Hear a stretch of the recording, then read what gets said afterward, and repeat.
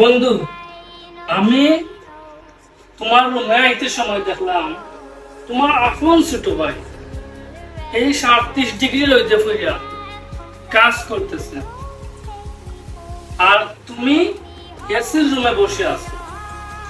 তুমি এই বাংলাদেশের সবচাইতে বড় ফ্যাক্টরির মালিক। যদি বন্ধু রাগ না করো, তাইলে আপনার দুই ভাই এর যা সম্পত্তি পায় তুমিও তা সম্পত্তি পাও। তাইলে সে কেন রোদে পুড়ে কাজ করতেছে, আর তুমি কেন বাংলাদেশের সবচেয়ে বড় ফ্যাক্টরির মালিক আর এসি রুমে বসে আছো? এটা খুবই কষ্ট লাগলো বন্ধু আমার কাছে। বন্ধু, এটা আমাদের পার্সোনাল বিষয়, এখানে কথা বলাটা উচিত হয়নি। কারণ আজকে যদি আমার ভাইয়ের সম্পত্তি আমি ভোগ না করতাম, তাহলে কি আমি এই বাংলাদেশের মধ্যে সবচেয়ে বড় ফ্যাক্টরি মালিক হতে পারতাম? বন্ধু, এটা আমাদের পার্সোনাল বিষয়, এখানে কথা বলাটা উচিত হয়নি। তাইলে আমি তোমার কিসের বন্ধু? আমি ভালো একটা কথা বললাম, তুমি আমাকে অপমান করলো।